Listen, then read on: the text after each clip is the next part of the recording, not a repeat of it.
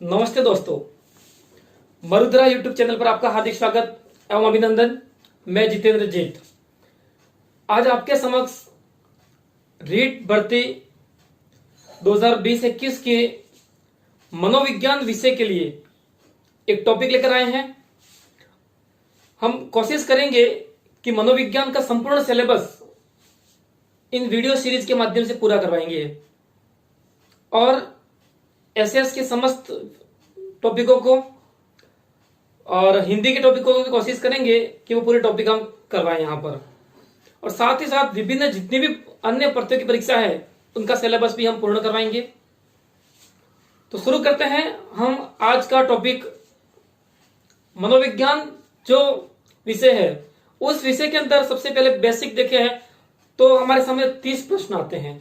इन 30 प्रश्नों को अगर देखें तो नंबर डिवाइड करें तो यह 30 नंबर के होते हैं, यानी 30 प्रश्न 30 नंबर के। यूनिट की बात करें तो हमारे सामने 5 यूनिटें हैं। इन 5 यूनिटों के बारे में एक एक करके हम डिटेल देखेंगे आगे के सिलेबस जब वीडियो बनाएंगे उन वीडियो में। तो इन 5 यूनिटों में तीसरी यूनिट जो हमारे समक्ष है, उन तीसरी यूनिट को आज मैं लेकर आया हूं जिसका नाम है व्यक्तित्व। व्यक्तित्व के बारे में देखें हम तो व्यक्तित्व क्या होता है। व्यक्तित्व के अंदर सबसे पहले हमारे सामने है व्यक्तित्व की संकल्पना, व्यक्तित्व के प्रकार, व्यक्तित्व को प्रभावित करने वाले कारक, वो व्यक्तित्व मापन की विधियां। मतलब व्यक्तित्व के अंदर हमें 4 टॉपिक पढ़ने हैं। इन 4 टॉपिक के बारे में देखें, सबसे पहला टॉपिक है व्यक्तित्व की संकल्पना या कॉन्सेप्ट ऑफ पर्सनालिटी। तो सामान्य जानकारी व्यक्तित्व के बारे में देखेंगे हम। यहां से एक प्रश्न आने की संभावना रहती है, पर पिछले कई एग्जामों में इनके बारे में प्रश्न आ भी रखे हैं और नहीं भी आए हैं।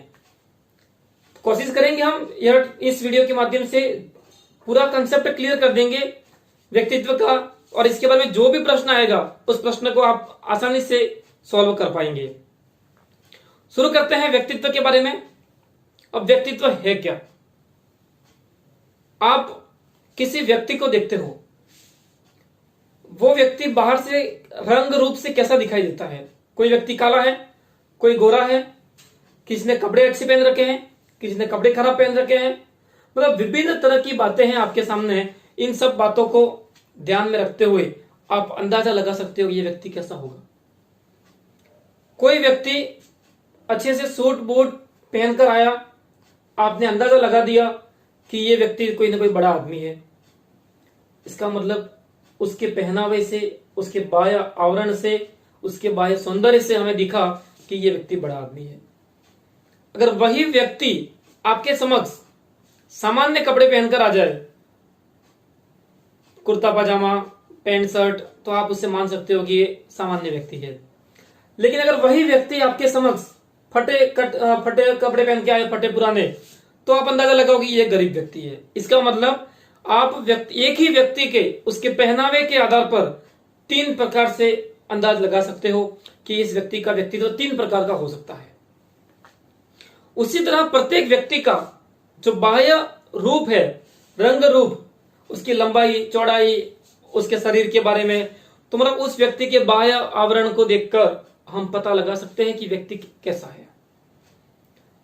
तो हमें यहां तक एक बात क्लियर होगी कि व्यक्तित्व के अंदर जो बाह्य रंग रूप या सौंदर्य के बारे में देखें तो वही व्यक्तित्व है। एक तथ्य और आता है कि कोई व्यक्ति चाहे बाह्य रूप से कैसा भी अच्छा दिखता हो, सुंदर दिखता है, लेकिन उसके विचारों से वह सही नहीं है, तो क्या उसका व्यक्तित्व अच्छा होगा? कभी नहीं। व्यक्ति का बाह्य रूप, रंग रूप से सुंदर होने के साथ साथ उसका आंतरिक रूप से सुंदर होना भी आवश्यक है। तो कोई व्यक्ति बाह्य व आंतरिक रूप से किस तरह दिखाई देता है, तो इसका मतलब हमारे सामने एक प्रश्न यहां पर क्लियर होगा कि हर एग्जाम में, कई एग्जामों में आ रखा है यह प्रश्न कि व्यक्तित्व के गुण होते हैं। तो व्यक्तित्व के 2 गुण होते हैं, आंतरिक गुण और बाह्य गुण। आंतरिक गुण और बाह्य गुण में क्या बातें आती है? आंतरिक गुण की बात करें तो व्यक्ति का अंदर का रूप, मतलब मानसिक रूप से व्यक्तित्व कैसा है, कोई व्यक्ति कैसा है, तो मतलब मानसिक पक्ष, बाह्य रूप से देखिए शारीरिक पक्ष, शरीर किसा दिख रहा है। तो व्यक्तित्व के गुण, मुख्य गुण कितने हैं? तो व्यक्तित्व के मुख्य गुण दो होते हैं, आंतरिक गुण और बाह्य गुण। आंतरिक गुण के अंतर देखें तो कौन सा पॉइंट आएगा? आंतरिक गुण में आएगा मानसिक, बाह्य गुण में शारीरिक रूप। तो इसका मतलब व्यक्तित्व आंतरिक और बाह्य रूप से या मानसिक रूप से या शारीरिक रूप से जो संगठित रूप है वही व्यक्तित्व कहलाता है। अब यहां सामने एक अर्थ निकलता है हमारे सामने। इतनी जो हमने बातें की, इन बातों को देखें तो एक अर्थ या एक परिभाषा सामान्य निकल सकती है। किसी व्यक्ति के आंतरिक व बाह्य गुणों का संगठित रूप व्यक्तित्व कहलाता है। अर्थात किसी व्यक्ति के शारीरिक व मानसिक, किसी व्यक्ति के शारीरिक व मानसिक गुणों का संगठित रूप व्यक्तित्व कहलाएगा। इसका मतलब यह नहीं है कि सिर्फ बाह्य रूप ही या शारीरिक रूप ही व्यक्तित्व है। व्यक्तित्व के दो पक्ष हैं, आंतरिक और बाह्य। दोनों पक्षों को मिलाएंगे तब मतलब ये दोनों संगठित रूप है। तो यहां तक कॉन्सेप्ट क्लियर होगा आपके? व्यक्तित्व क्या है? व्यक्ति का आंतरिक व बाह्य संगठित रूप व्यक्तित्व है। क्लियर है यहां तक? आगे देखते हैं हम। अब व्यक्ति का जो भी ये आंतरिक बाह्य रूप है, वो रूप वातावरण के आधार पर, व्यक्ति के सामाजिक परिवेश के आधार पर, आसपास के पर्यावरण के आधार पर, एक ही बात है, परिवेश, वातावरण व पर्यावरण। व्यक्ति अपने परिवेश के आधार पर अपने व्यक्तित्व में परिवर्तन करता है। इसका मतलब व्यक्तित्व उसके वातावरण के आधार पर बदलता रहता है। जैसे एग्जांपल लेके देखें हम, अगर आप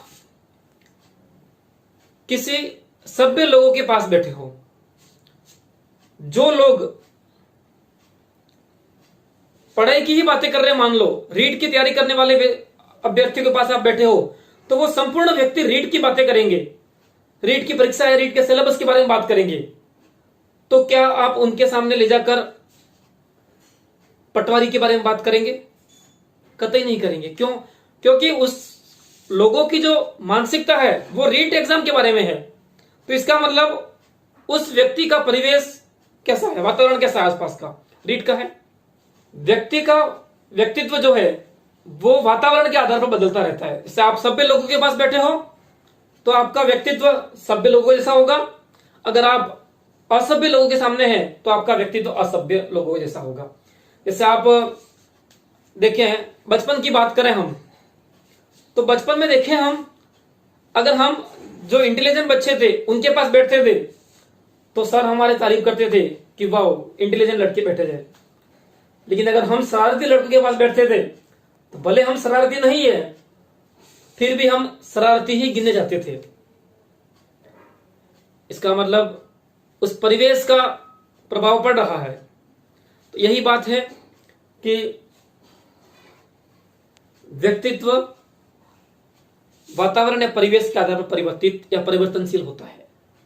अब परिवर्तनशील है तो इसका मतलब व्यक्तित्व में गति हो रही है। पहले हम कम पढ़ते थे, लेकिन जैसे ही वैकेंसी आई, वातावरण बदला, वैकेंसी के बारे में आते ही हम तैयारी करने लगे। इसका मतलब हमारे ज्ञान में पहले कम था, अब वातावरण को या परिवेश को देखकर हम तैयारी करने लगे, हमारे व्यक्तित्व में सुधार आया।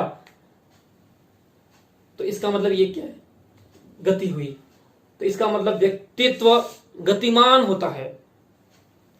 ठीक है, यहां तक क्लियर होगा आपके कि व्यक्तित्व क्या है? गतिमान होता है। अब दो बातें, दो कंसेप्ट हमारे सामने निकल कर आए कि व्यक्तित्व संगठित रूप है और दूसरा गत्यात्मक रूप है। तो व्यक्तित्व की प्रकृति कैसी है? संगठित व गत्यात्मक। हमने अभी तक जितना भी देखा उसमें से दो प्रश्न महत्वपूर्ण बन सकते हैं। पहला प्रश्न, व्यक्तित्व के गुण कौन कौन से हैं?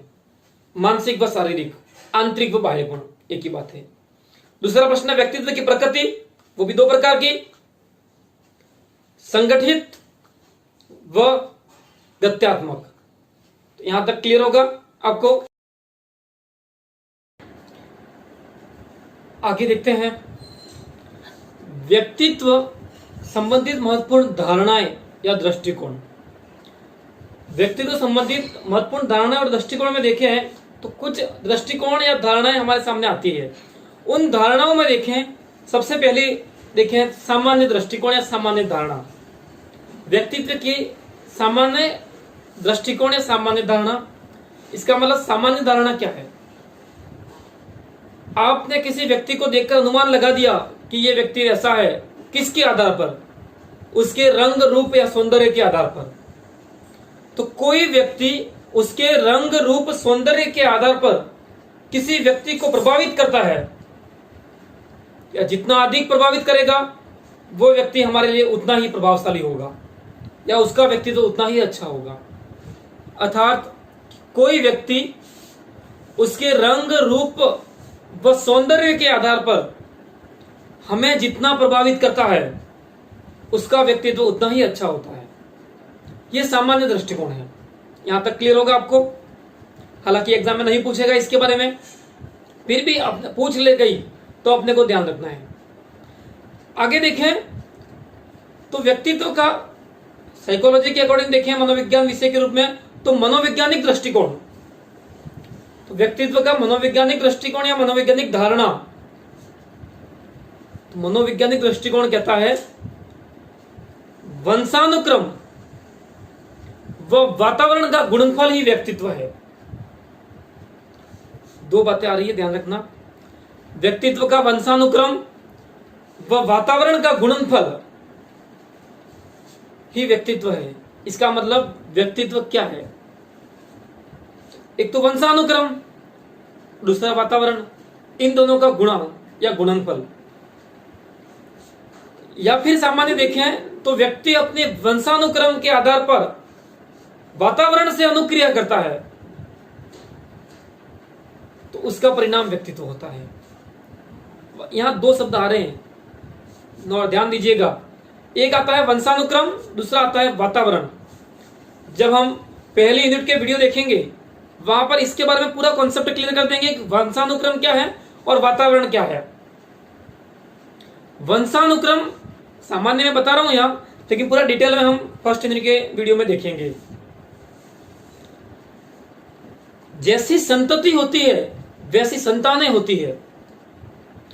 अर्थात जैसे माता पिता होते हैं वैसे उनकी संतानें होती है। माता पिता के गुण संतानों में दिखाई देते हैं, पीढ़ी दर पीढ़ी आते रहते हैं, वह वंशानुक्रम। जबकि वातावरण और पर्यावरण दोनों एक ही शब्द है। वातावरण का इंग्लिश मीनिंग भी देखें, समानार्थी शब्द है। एनवायरमेंट होता है और पर्यावरण का मतलब भी एनवायरमेंट होता है। पर्यावरण की ओर जाएं अगर हम, तो पर्यावरण का अर्थ क्या होता है? परि प्लस आवरण, मतलब हमारे चारों ओर का आवरण, चारों ओर का परिवेश ही पर्यावरण है। यही बात आती है कि हमारे चारों ओर का वातावरण या परिवेश वातावरण है। कोई व्यक्ति अपने पीढ़ी दर पीढ़ी वंशानुक्रम जो गुण है उन गुणों को लिए हुए हैं, मतलब उसका शारीरिक बनावट, ढांचा वगैरह जो भी है, उस शारीरिक बनावट के आधार पर व्यक्ति अपने आसपास के वातावरण या परिवेश के आधार अनुसार समायोजन करता है और उसका परिणाम निकल के आता है व्यक्तित्व।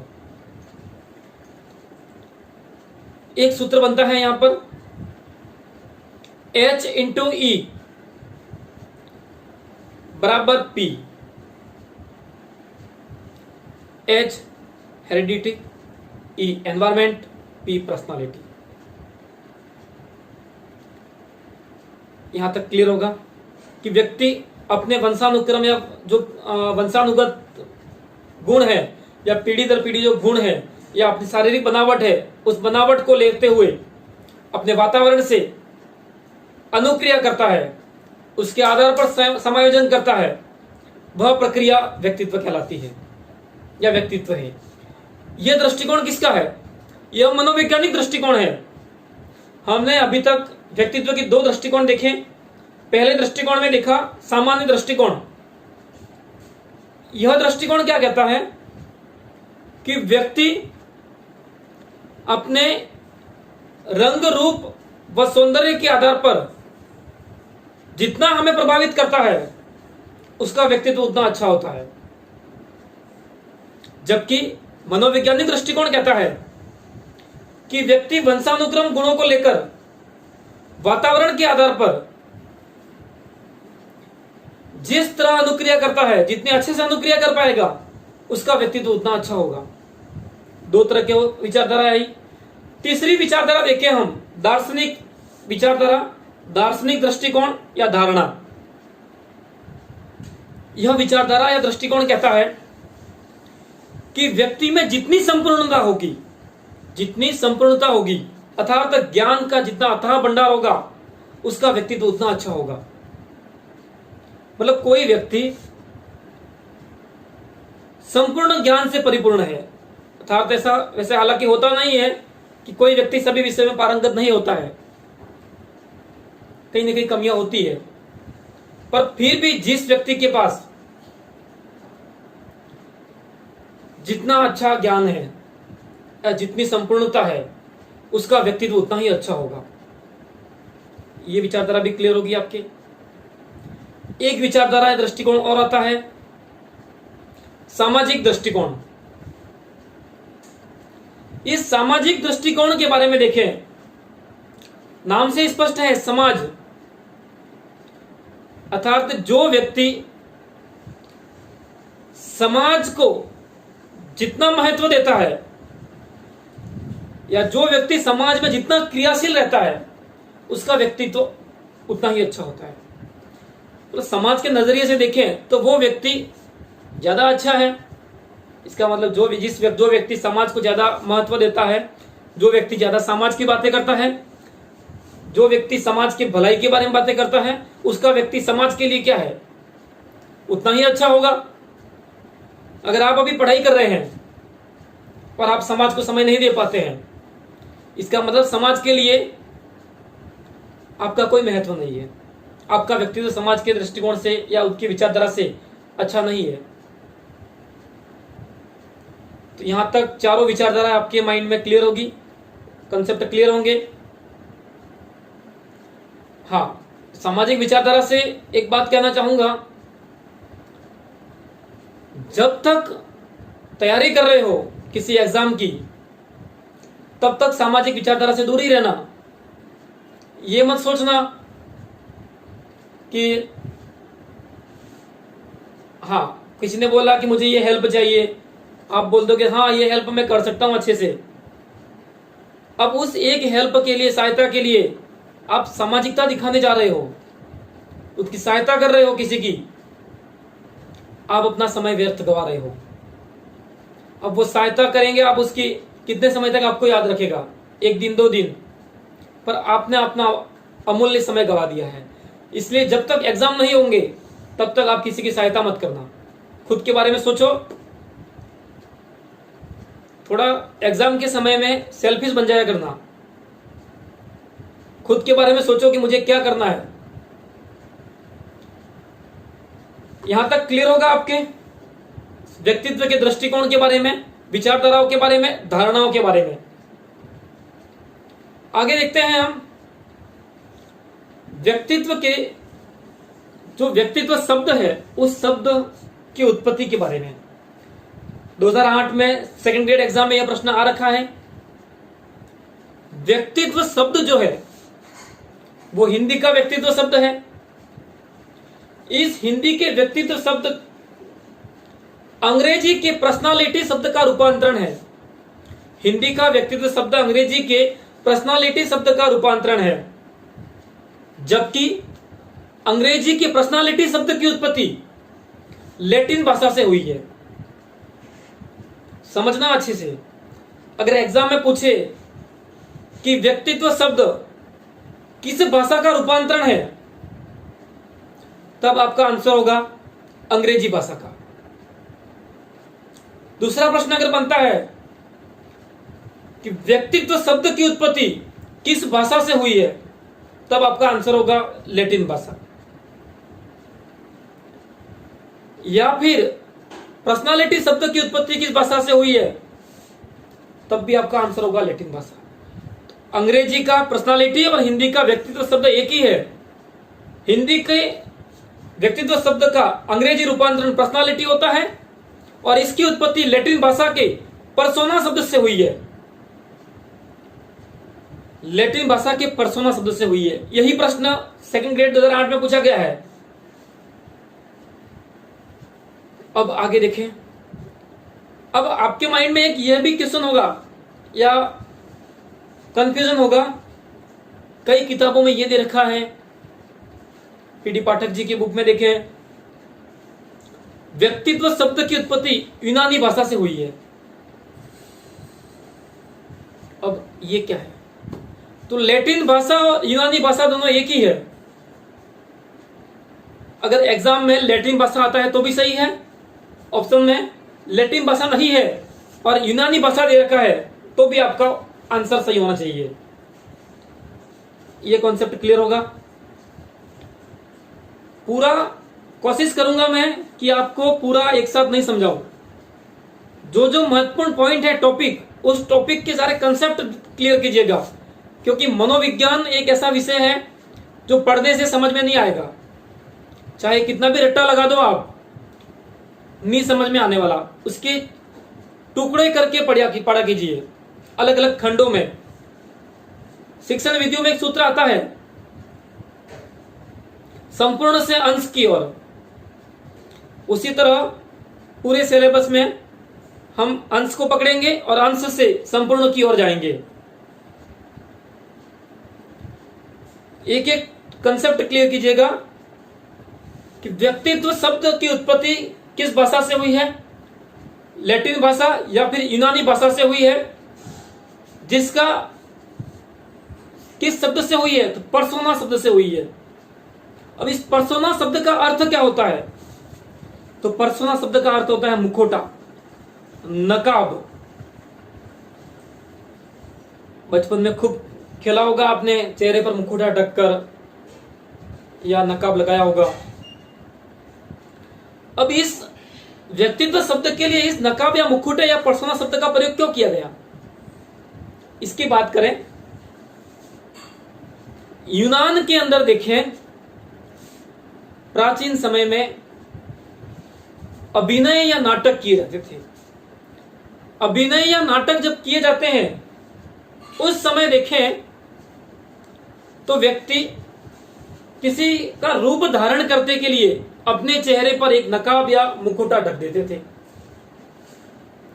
अब चेहरे पर नकाब या मुखौटा लगाया, अब उसके लगाने के आधार पर जो व्यक्ति देखने वाले हैं, दर्शक है, श्रोता है, जो दर्शक है वो दर्शक या श्रोता उस व्यक्ति को उसके मुखौटे के आधार पर पहचान कर लेते थे कि यह व्यक्ति ऐसा होगा। इसका मतलब उस मुखौटे को देखकर या नकाब को देखकर व्यक्ति, उसके जो दर्शक है वो उसके व्यक्तित्व का अनुमान लगा देते थे। इसी कारण इस नकाब का बाद में धीरे धीरे प्रयोग व्यक्तित्व के लिए किया जाने लगा। जैसे आपके सामने कोई व्यक्ति है, किसी ने मुखौटा लगा दिया 10 सिरों वाला, अब वो कुछ नहीं कह रहा है, कुछ बोल भी नहीं रहा है। एक जैसे आपने देखा होगा नवरात्रि के समय बहुरूपिये मार्केट में घूमते हैं 10 सिर लगाकर। अब 10 सिर लगाए हुए हैं, वो नकाब या मुखौटा देखा आपने और उसको देखने के आधार पर आपने बता दिया कि ये रावण है। अब उसने कहीं लिखा नहीं था कि मैं रावण हूं, उसने आपको बोला भी नहीं कि मैं रावण हूं, बस उसने एक नकाब पहना, मुखौटा पहना और उस मुखौटे के आधार पर आपने उसके व्यक्तित्व का अनुमान लगा दिया कि ये रावण है। उसी तरह यूनान में प्राचीन समय में अभिनय के दौरान व्यक्ति अपने चेहरे पर नकाब या मुखौटा लगाता था, उसके आधार पर दर्शक उसको पहचान लेते थे या उसकी कल्पना करते थे उसके व्यक्तित्व की कि यह व्यक्ति राजा है, यह मंत्री है, यह प्रजा है, यह सैनिक है, यह चोर है। इस तरह का अनुमान लगा देते थे। इसके लिए इस शब्द का प्रयोग किया जाता था प्राचीन समय में। क्लियर होगा यहां तक कॉन्सेप्ट आपका? या नेक्स्ट वीडियो बनाएंगे, उन वीडियो में हम देखेंगे जो दूसरा टॉपिक है हमारा व्यक्तित्व के प्रकार। उस व्यक्तित्व के प्रकार के बारे में देखेंगे हम। तो आज तक के लिए इतना ही। अगर आपको हमारा वीडियो पसंद आता है लाइक कीजिएगा, अपने दोस्तों में शेयर कीजिएगा, वो हमारे मरुधरा चैनल को सब्सक्राइब कीजिएगा।